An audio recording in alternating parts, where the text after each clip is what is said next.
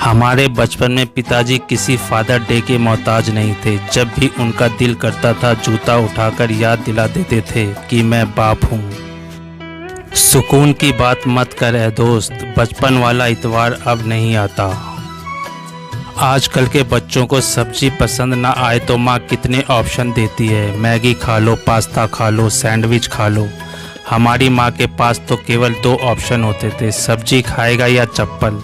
हम दोनों खा लेते थे, पहले चप्पल फिर सब्जी। बचपन में सबसे ज़्यादा दुख तो तब होता था जब रात भर चल रही बारिश सुबह स्कूल के टाइम पर बंद हो जाती थी। बचपन की वो अमीरी ना जाने कहाँ खो गई, वरना हमारे भी पानी में जहाज चला करते थे। बचपन में जब बुखार होता था तो डॉक्टर की एक ही बात अच्छी लगती थी कि 2 दिन नहाना मत और स्कूल मत जाना।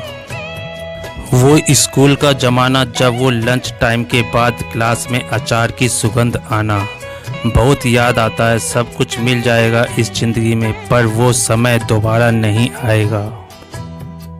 आजकल माँ बाप अपने बच्चों को स्कूल बस में बैठाकर बाय बाय करते हैं, जैसे स्कूल में नहीं जंग में जा रहे हों। हम तो रोज़ाना एक लात खाकर जाते थे। जिस दिन लात नहीं पड़ती थी हम समझ जाते थे कि आज संडे है। भरी दोपहरी में टायर लेकर नाप आते थे पूरा गांव। बड़े हुए तो धूप से पांव जलने लगे। हमारे बचपन में 3G 4G नहीं होते थे, सिर्फ गुरुजी और पिताजी होते थे। एक ही थप्पड़ में नेटवर्क आ जाता था। एक जमाना था जब पड़ोसी भी परिवार का हिस्सा हुआ करते थे। आज तो एक ही परिवार में कई पड़ोसी बन गए हैं।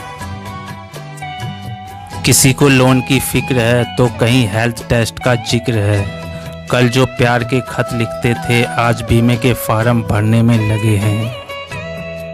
दिन भर जो भागते दौड़ते थे वो अब चलते चलते भी रुकने लगे हैं। सब पर भारी जिम्मेदारी है, सबको छोटी मोटी कोई बीमारी है।